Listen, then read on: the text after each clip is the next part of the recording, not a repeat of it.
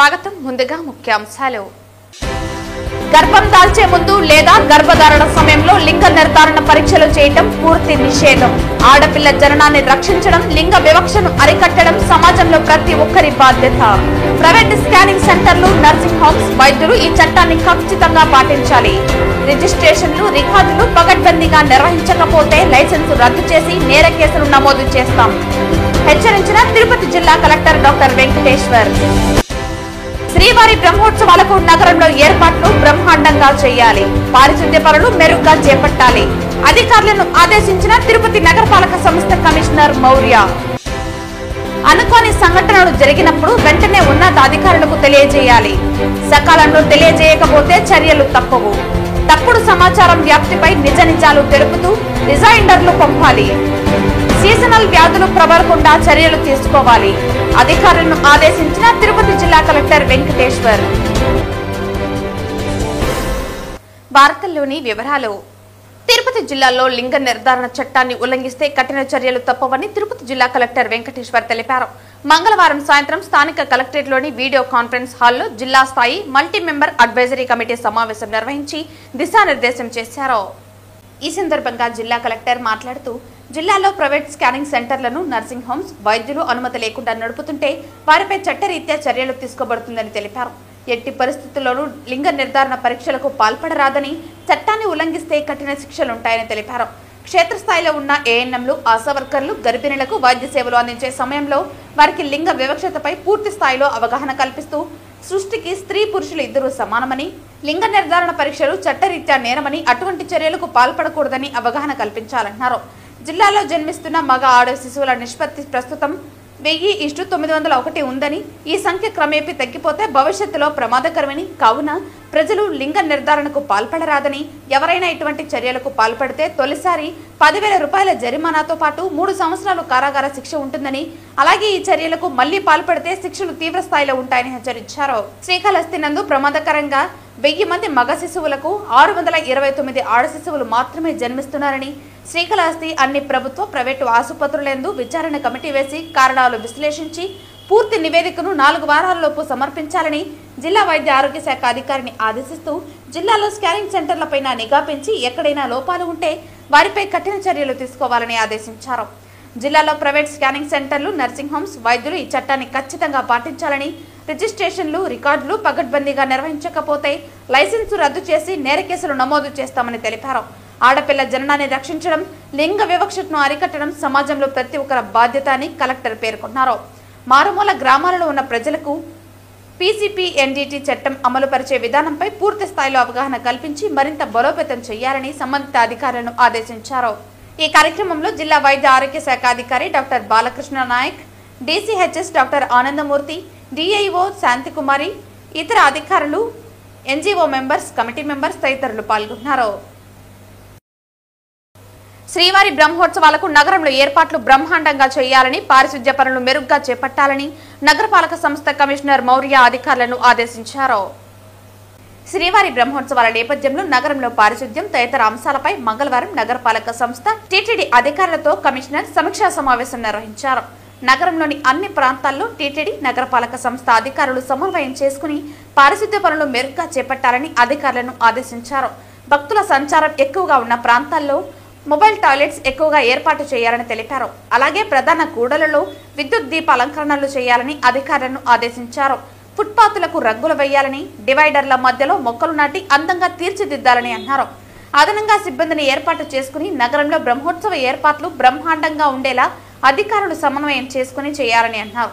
ఈ సమావేశంలో deputy commissioner Amaraiah, TTD superintendent engineer Chandrasekhar, municipal engineer Gomathi, health officer doctor Yuva Anvesh, horticulture officer Harikrishna, DEలు, sanitary సూపర్వైజర్లు తదితరులు పాల్గొన్నారు. ఉపరాష్ట్రపతి ఎన్నికల్లో NDA కూటమి అభ్యర్థి CP రాధాకృష్ణన్ విజయం సాధించడంతో తిరుపతిలో భారతీయ జనతా పార్టీ నాయకులు సంబరాలు చేసుకున్నారు. భారత్ మాతా కీ జై, భారత్ మాతా కీ జై, మాతరం మాతరం వందే మాతరం, మాతరం మాతరం వందే మాతరం, మాతరం మాతరం వందే మాతరం, మాతరం మాతరం వందే మాతరం, భారత్ మాతా కీ జై, భారత్ మాతా కీ జై, భారత్ మాతా కీ జై, భారత్ మాతా కీ జై. వందే మాతరం మాతరం మాతరం వందే మాతరం భారత్ మాతా కీ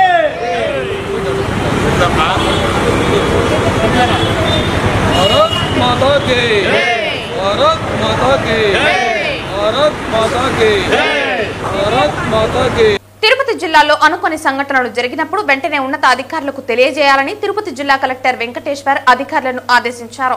మంగళవారం సాయంత్రం స్థానిక కలెక్టరేట్లోని వీడియో కాన్ఫరెన్స్ హాల్ నుండి రెవెన్యూ డివిజన్ మండల స్థాయి అధికారులతో వర్చువల్ గా ప్రజా సమస్యల పరిష్కార వేదిక అర్జీలు తదితర అంశాలపై జిల్లా జాయింట్ కలెక్టర్ శుభం మన్సల్, తిరుపతి నగరపాలక సంస్థ కమిషనర్ మౌర్యలతో కలిసి జిల్లా కలెక్టర్ సమీక్షా సమావేశం నిర్వహించారు. ఈ సందర్భంగా జిల్లా కలెక్టర్ వెంకటేశ్వర్ మాట్లాడుతూ జిల్లాలో గ్రామస్థాయి నుండి జిల్లా స్థాయి వరకు ఏదైనా అనుకోని సంఘటనలు జరిగినా వెంటనే సంబంధిత అధికారులకు సమాచారం అందించి తక్షణ పరిష్కార చర్యలు తీసుకోవాలన్నారు. వాటి సమాచారాన్ని సకాలంలో అందించని వారిపై తీవ్ర చర్యలు ఉంటాయని జిల్లా కలెక్టర్ అధికారులను హెచ్చరించారు. ఇందుకు సంబంధించి రేణుగుంట మండల ఈఓపీఆర్డీని సస్పెండ్ చేయాలని డిపిఓని ఆదేశించారు. అలాగే మండల ఏఈకి షోకాజ్ నోటీసు జారీ చేయాలని ఆర్డబ్ల్యూఎస్ ఎస్ఈని ఆదేశించారు. సకాలంలో సమాచారం అందించని సంబంధిత విఆర్ఓపై ఛార్జ్ షీట్ తయారు చేయాలని శ్రీకాళహస్తి ఆర్డీఓని జిల్లా కలెక్టర్ ఆదేశించారు. విధులలో నిర్లక్ష్యం వహించిన ఏఎన్ఎం, ఎంఎల్హెచ్పి సూపర్వైజర్లపైన ఛార్జెస్ ఫ్రేమ్ చేసి శుక్రవారంలోపు తనకు నివేదిక పంపాలని డిఎంహెచ్ఓకు జిల్లా కలెక్టర్ సూచించారు. వర్షాలు కురుస్తున్న నేపథ్యంలో సీజనల్ వ్యాధులు ప్రబలకుండా ఆయా శాఖల సమన్వయంతో తక్షణ నివారణ చర్యలు చేపట్టాలన్నారు. నీటి కుళాయిల వద్ద, వాటర్ ట్యాంకుల వద్ద లీకేజీలు లేకుండా మరమ్మతులు చేపట్టాలని, అలాగే దోమలు వ్యాప్తి చెందకుండా ఫాగింగ్ చేపట్టాలన్నారు. జిల్లాలోని అన్ని పాఠశాలలు మరియు హాస్టళ్లపై డివిజనల్ పంచాయతీ అధికారులు ప్రత్యేక దృష్టి సారించి వారు గుర్తించిన లోటుపాట్లపై తగు చర్యలు తీసుకోవాలన్నారు. ప్రజా సమస్యల పరిష్కార వేదిక అర్జీలపై ఇప్పటికే చాలా మంది అధికారులు ఎండార్స్మెంట్లు సరైన క్రమంలో పంపడం లేదని సంబంధిత అధికారులపై జిల్లా కలెక్టర్ తీవ్ర అసహనం వ్యక్తం చేశారు. అనంతరం జిల్లాలో ఈ క్రాఫ్ట్ బుకింగ్ మరియు యూరియా ఆవశ్యకతపై ఇటీవలే వ్యవసాయ అధికారులతో తాను సమీక్షించడం జరిగిందన్నారు. జిల్లాలోని తహసీల్దారులు, మండల వ్యవసాయ అధికారులు, స్థానిక పోలీసు అధికారులతో సమన్వయం చేసుకుంటూ ఎలాంటి అవాంఛనీయ సంఘటనలు జరగకుండా చూసుకోవాలని సూచించారు. అనంతరం ప్రభుత్వ ప్రాధాన్యత పథకాలు మరియు ఇతర ప్రభుత్వ కార్యక్రమాలపై పత్రికల్లో, ఇతర సామాజిక మాధ్యమాలలో తప్పుడు సమాచారం వ్యాప్తి చేయటం, వాస్తవాలను వక్రీకరించి ప్రచురించినట్లయితే సంబంధిత జిల్లా ఉన్నత అధికారులు, డివిజన్, మండల స్థాయి అధికారులు, మున్సిపల్ కమిషనర్లు వాటిని పరిశీలించి అందులో పేర్కొన్న అంశాలపై వాస్తవాలను నిర్ధారించుకుని ఎక్కడికక్కడ రిజైండర్లు పంపాలన్నారు. జిల్లా స్థాయి ఉన్నత అధికారులు జిల్లా స్థాయిలో ప్రచురించిన అంశాలపై రిజైండర్లను సమాచార శాఖ సహాయ సంచాలకులకు పంపాలన్నారు. తప్పుడు సమాచార వ్యాప్తిపై రాష్ట్ర ముఖ్యమంత్రి జిల్లా కలెక్టర్లతో గత 5 రోజులలో 4 సార్లు సమావేశాలు పెట్టి వాస్తవాలను ఎప్పటికప్పుడు ప్రజలకు తెలియజెప్పాలని సూచించారు. ఈ సమావేశంలో జిల్లా ఉన్నత అధికారులు Srikalahasti RDO Bhanuprakash Reddy, deputy special collector Rozman, ఇతర అధికారులు తదితరులు పాల్గొన్నారు. తిరుపతి నగరంలో వినాయక చవితి వేడుకలు విజయవంతంగా నిర్వహించినందుకు కృషి చేసిన ప్రతి ఒక్కరికి నగరపాలక సంస్థ కమిషనర్ మౌర్య అభినందనలు తెలిపారు. చవితి వేడుకల విజయవంతానికి కృషి చేసిన అన్ని విభాగాల అధికారులు నిమజ్జన కమిటీతో మంగళవారం నగరపాలక సంస్థ కార్యాలయంలో అభినందన సభ నిర్వహించారు. వినాయక చవితి వేడుకల విజయవంతానికి కృషి చేసిన అన్ని విభాగాల అధికారులు నిమజ్జన కమిటీతో మంగళవారం నగరపాలక సంస్థ కార్యాలయంలో అభినందన సభ నిర్వహించారు. ఈ సందర్భంగా కమిషనర్ మాట్లాడుతూ చవితి వేడుకలలో ఎటువంటి ఇబ్బందులు లేకుండా ప్రతి ఒక్కరూ బాధ్యతగా పనిచేశారని తెలిపారు. ఈ సంవత్సరం జరిగిన వేడుకల్లో జరిగిన తప్పులను బేరుజు వేసుకుని రానున్న సంవత్సరం అవి పునరావృతం కాకుండా చర్యలు చేపట్టాలని తెలిపారు. వినాయక సాగర్లో చేపట్టాల్సిన పలు అభివృద్ధి పనులను కూడా త్వరగా పూర్తి చేస్తామని తెలిపారు. భవిష్యత్తులో కూడా అందరూ కలిసికట్టుగా విజయవంతంగా నిర్వహించేందుకు సహకరించాలని పిలుపునిచ్చారు. నిమజ్జన కమిటీ కార్యకలాపాలు నిర్వహించేందుకు ఒక కార్యాలయం కేటాయించాలని సామంచి శ్రీనివాస్ కోరారు. అనంతరం వినాయకుడి చిత్రపటాలతో సన్మానించారు. ఈ సమావేశంలో deputy mayor RC Munikrishna, state finance development corporation director Uka Vijay Kumar, deputy commissioner Amaraiah, ASP Ravi Manohar, health officer doctor Yuva Anvesh, municipal engineer Gomathi, DCP Khan, DSP Bhaktavatsalam, Ramakrishna Achari, తహసీల్దార్ సురేష్ బాబు, నిమజ్జన కమిటీ నాయకులు Gundala Gopinath, TTD, fire, fisheries, horticulture తదితర విభాగాల అధికారులు తదితరులు పాల్గొన్నారు.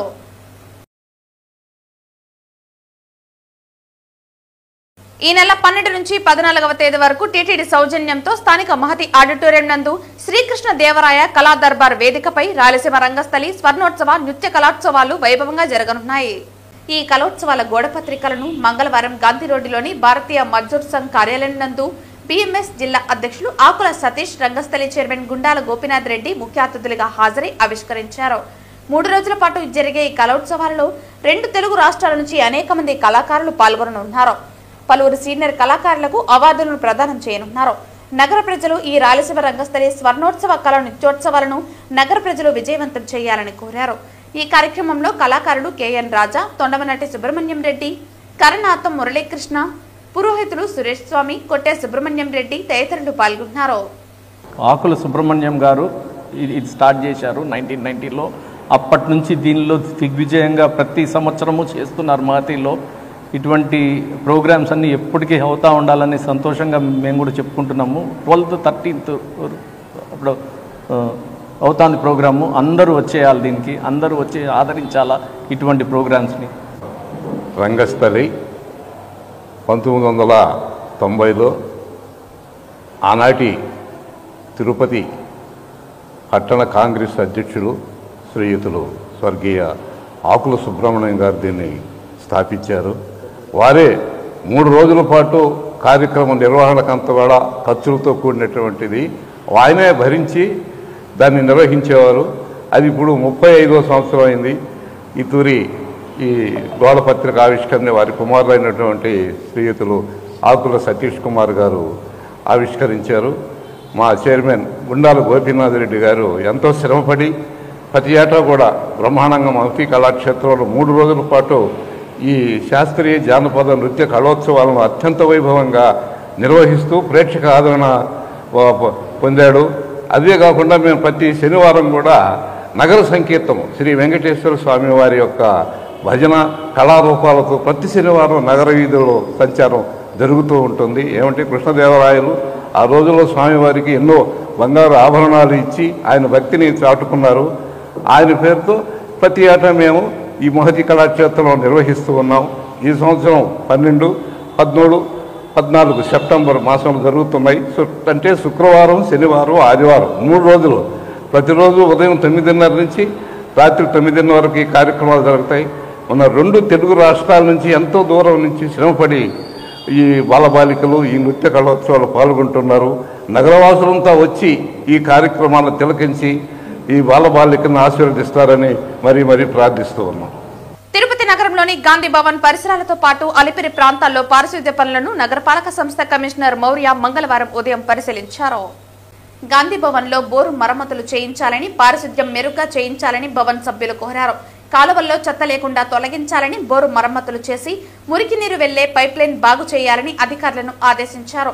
అలిపిరి పరిసర ప్రాంతాల్లో ఉన్న దుకాణాల వారు చెత్తా చెదారం రోడ్ల పక్కన వేయకుండా చర్యలు చేపట్టాలని అధికారులను ఆదేశించారు. అలాగే సీసీ కెమెరాల ఏర్పాటుకు ప్రణాళికలు సిద్ధం చేయాలని తెలిపారు. కమిషనర్ వెంట డిప్యూటీ మేయర్ ఆర్సి మునికృష్ణ, కార్పొరేటర్లు Ponnala Chandra, Revathi, municipal engineer Gomathi, health officer doctor Yuva Anvesh, ACP Madhu, డిఈలు మధు, శిల్ప, శానిటరీ సూపర్వైజర్ చెంచయ్య తదితరులు పాల్గొన్నారు. శ్రీకాళహస్తి మండలం పాతకుంట పంచాయతీ అమ్మచెరువు గ్రామానికి ఏర్పేడు వెంకటగిరి రోడ్డు నుండి 1.5 కిలోమీటర్ల రోడ్డు వేయమని అధికారులకు, ప్రజాప్రతినిధులకు పదే గ్రామస్తులు సిపిఎం పార్టీ జిల్లా కార్యదర్శి వందవాసి నాగరాజు విన్నవించిన సమస్య పరిష్కరించలేదని వాపోయారు. ఆ గ్రామానికి చెందిన వ్యక్తి కాబట్టి విజ్ఞప్తులు చేస్తున్నప్పటికీ ఈ రోడ్డు వేయడానికి ఎవరు ముందుకు రాకపోవటం, ఫారెస్ట్ క్లియరెన్స్ అని ఇరిగేషన్ వాళ్ల అనుమతిని సాకులు చెప్పి చిన్న గ్రామానికి చెందిన 30 కుటుంబాలను వేధించడం ఈ ప్రభుత్వానికి తగుతుందా అని గ్రామస్తులు పేర్కొన్నారు. ఈ రోజు వీఆర్ఓ సర్వే ముందు వాపోయారు. 30 కుటుంబాలను వేధించడం ఈ ప్రభుత్వానికి తగుతుందా అని గ్రామస్తులు ఈ రోజు వీఆర్ఓ సర్వే ముందు వాపోయారు. శ్రీకాళహస్తిలో జరిగిన ప్రజా సమస్యల పరిష్కార వేదికలో అర్జీ ఇచ్చినప్పటికీ పట్టించుకున్న నాదుడు లేదని ఆవేదన చెందారు. ఇంత చేతకాని ప్రభుత్వం ఎవరిని ఉద్ధరిస్తుందని ఎద్దేవా చేశారు. ఈ కార్యక్రమంలో గ్రామానికి చెందిన ఆదినారాయణ, పెంచలయ్య, వెంకటేష్, చించేశ్వరయ్య తదితరులు పాల్గొన్నారు. ఇది అమ్మచెరువు గ్రామం, మా సొంత గ్రామం. నా పేరు నాకు సిపిఎం పార్టీ జిల్లా కార్యదర్శి. ఈ ఊరికి ఈ రోడ్డు వేయమని చెప్పేసి అక్కడ మెయిన్ రోడ్ నుంచి 1.5 కిలోమీటర్ ఉంటుంది. ఈ రోడ్డు వేయమని చెప్పేసి గ్రామస్తులు పదే విజ్ఞప్తి చేశారు. నేను సొంతంగా కలెక్టర్ గారికి, అదే రకంగా ఎమ్మెల్యే గారికి, ఎంపీ గారికి అందరికి కూడా విజ్ఞప్తి చేసినప్పటికీ ఈ రోడ్డు వేయడానికి కథలు చెప్తున్నారు, సాకులు చెప్పి దీన్ని వేయకుండా ఈరోజు చేస్తున్నారు.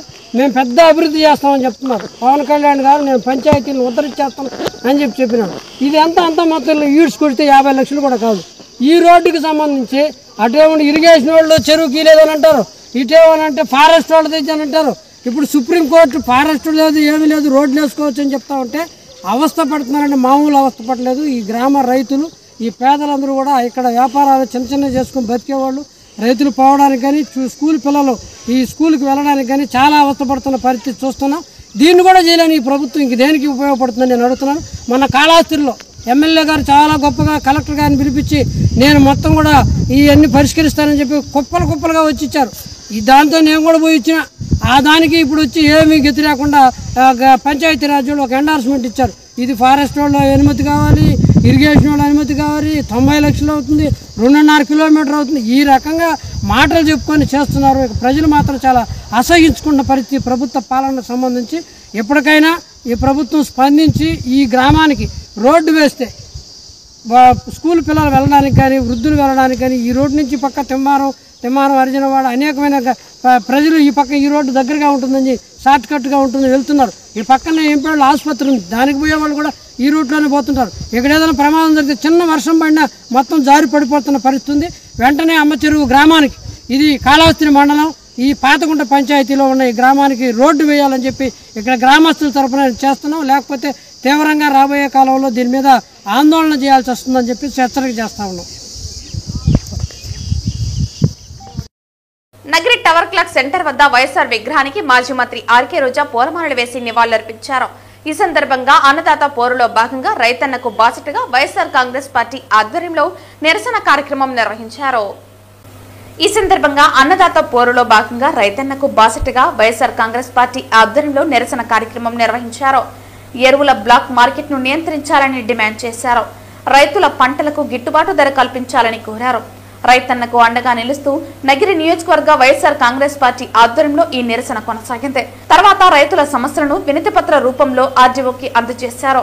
అన్నదాతలను కాపాడాలని, రైతులను ఆదుకోవాలని ఆర్కే రోజా డిమాండ్ చేశారు.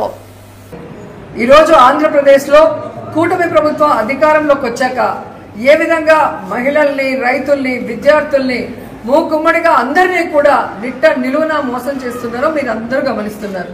ముఖ్యంగా ఈరోజు చూస్తే కూటమి ప్రభుత్వం అధికారంలోకి వచ్చి 15 నెలలు అవుతుంది. ఈ 15 నెలల్లో రైతుల జీవితాలకి నరకం చూపిస్తున్నారు. ఈరోజు రైతులకి వాళ్ళు చెప్పిన రైతు భరోసా సంవత్సరానికి 20,000 అన్నారు, 2 సంవత్సరాలు అవుతుంది, 5,000 వేసి చేతులు దులుపుకున్నారు. 35,000 ఎక్కడ అంటే పట్టించుకునే నాదుడు లేదు. అలాగే మీరు చూస్తే రైతు భరోసా కేంద్రాల ద్వారా, సహకార సంఘాల ద్వారా రైతులకు ఎంత అవసరమైతే అంత ఎరువులు, యూరియా, విత్తనాలు, పురుగుల మందులు, యంత్రాలు అన్నీ కూడా జగన్మోహన్ రెడ్డి గారు సరఫరా చేసేవారు. కానీ ఈ రోజు కనీసం రైతులు తాము పెట్టుకున్న పంటకి కాపాడుకోవడం కోసం యూరియాని అడగటానికి వెళ్తే యూరియా లేదు.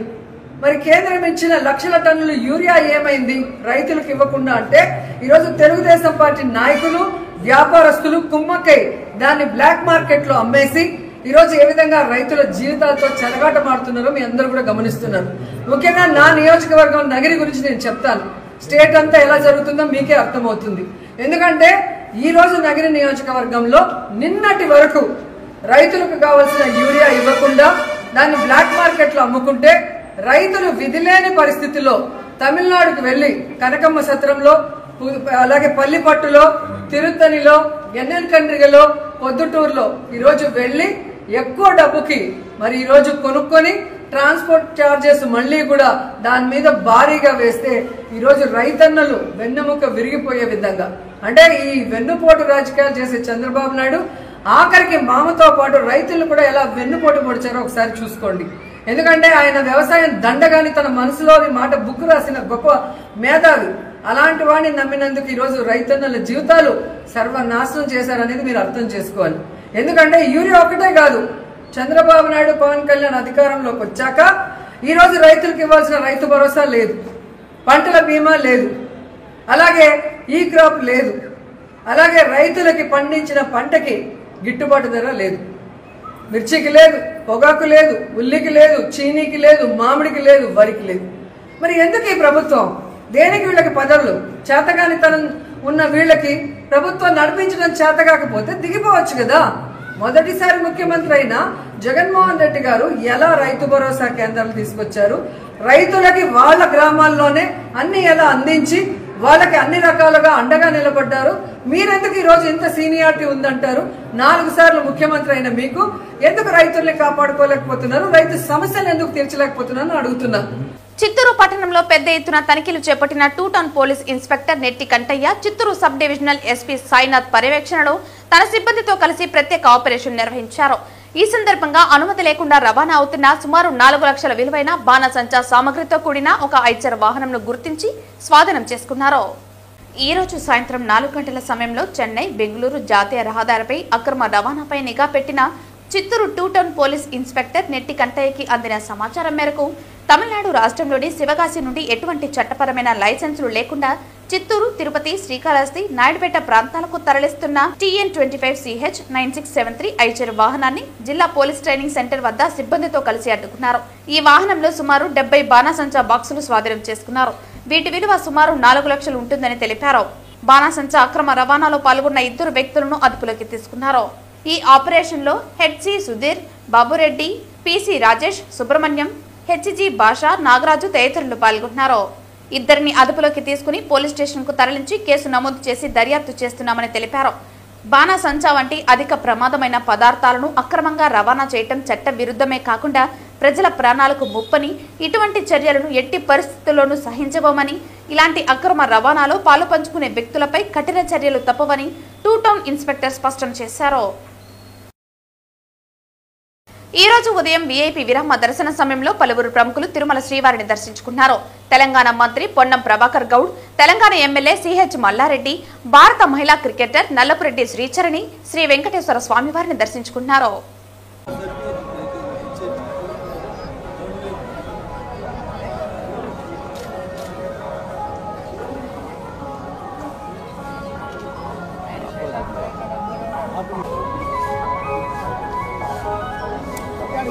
నా బర్త్డే సందర్భంగా ఏడుకొండల వాడిని వెంకటేశ్వర స్వామిని ప్రతి సంవత్సరం కూడా దర్శనం చేసుకున్నా. ఈసారి కూడా దర్శనం చేసుకున్నా. ప్రతిసారి కూడా నా బర్త్డేకి వచ్చి నేను ఏది మొక్కినా నాకు ఆ భగవంతుడు కూడా అందిస్తున్నాడు. లాస్ట్ టైం బర్త్డే నాడు వచ్చిపోయినా నాకు యూనివర్సిటీలు కావాలని చెప్పిన భగవంతుడు పెద్దగా 3 డీమ్డ్ యూనివర్సిటీలు ఇచ్చి దేశంలోనే ఫస్ట్ టైం 3 డీమ్డ్ యూనివర్సిటీలు రన్ చేస్తున్నా నేను ఒక్కడిని హైదరాబాద్. ఒక 50,000 మంది స్టూడెంట్స్ తోటి, ఒక 10,000 మంది టీచర్స్ తోటి.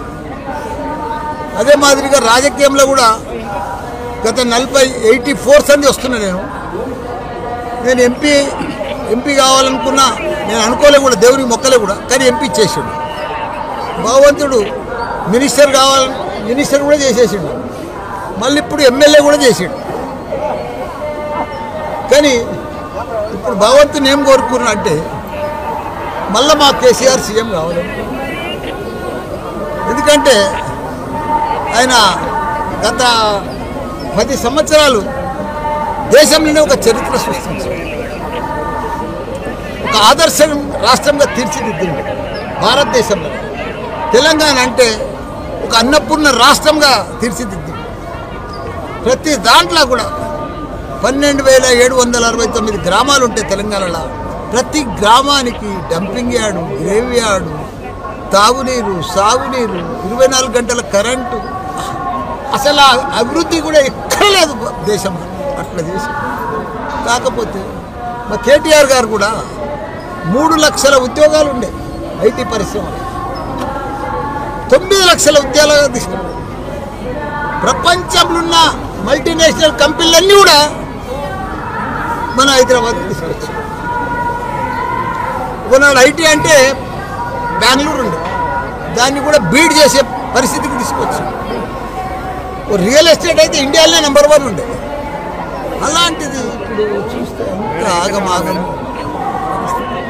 రియల్ ఎస్టేట్ లేదు, ఎక్కడ కూడా పరిస్థితి బాగలేదు. ఒకనాడు ఆంధ్రలో అంతా అమ్ముకొని ఇప్పుడు హైదరాబాద్ ఇప్పుడు అంతా రివర్స్ అయిపోయింది. మళ్ళీ ఇప్పుడు ఆంధ్రలో మన తెలంగాణలో ఇప్పుడు అమ్మితే కూడా అమ్మబోతున్నారు. ఇప్పుడు ఆంధ్ర అంతా కూడా చంద్రబాబు నాయుడు చాలా బాగా చేశారు. మోడీ కూడా చాలా పెద్ద ఎత్తున డెవలప్మెంట్ చేస్తుంది. ఇక్కడ లక్షల కోట్ల రూపాయలు కూడా ఇక్కడ అభివృద్ధికి ఇస్తుంది. ఇక్కడ ఉన్నది కూడా డెవలప్మెంట్ లేదు. ఫర్ క్యాపిటల్ ఇన్కమ్ ఉండే ఒక టాప్, అది కూడా మెల్లగా జారిపోతూ ఉంది.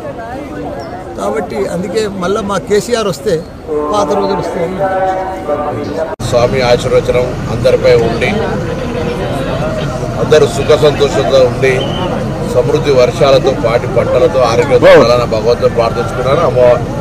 వెంకటేశ్వర స్వామి ఆశీర్వచనం ఎప్పుడు కూడా ఉంది. తప్పకుండా ఒక భక్తుడిగా మరొకసారి అందరూ బాగుండాలని ఆ భగవంతుని ప్రార్థించారు. ఇక్కడ ఓం నమో వెంకటేశాయ. రాజకీయాలు మాట్లాడకపోతే మంచిది. భక్తుడిగా మేము చేస్తున్న కార్యక్రమాలు ఇంకా ప్రజల దాకా చేరే విధంగా అన్ని రకాల భగవంతుడి ఆశీర్వాదంతో ముందుకు పోవాలని కోరుకుంటా ఉన్నా. ఇక్కడ పాలిటిక్స్ మాట్లాడితే పొరపాటు. తప్పకుండా మరొక వేదిక మీద మల్లారెడ్డి గారికి జవాబు చెప్తారు. వార్తలు ముగించే ముందు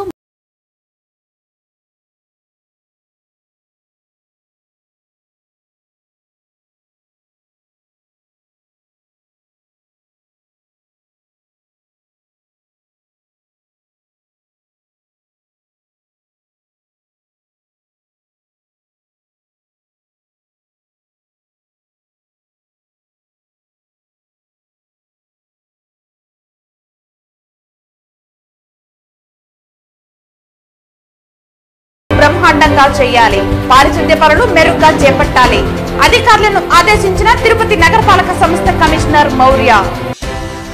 అనుకోని సంఘటనలు జరిగినప్పుడు వెంటనే ఉన్నతాధికారులకు తెలియజేయాలి. సకాలంలో తెలియజేయకపోతే చర్యలు తప్పవు. తప్పుడు సమాచారం వ్యాప్తిపై నిజ నిజాలు తెలుపుతూ రిజైండర్లు పంపాలి. సీజనల్ వ్యాధులు ప్రబలకుండా చర్యలు తీసుకోవాలి. అధికారులను ఆదేశించిన తిరుపతి జిల్లా కలెక్టర్ వెంకటేశ్వర్. ఈ వార్తలు ఇంతటితో సమాప్తం. తిరిగి వార్తల్లో మళ్ళీ కలుద్దాం. అంతవరకు సెలవు. నమస్కారం.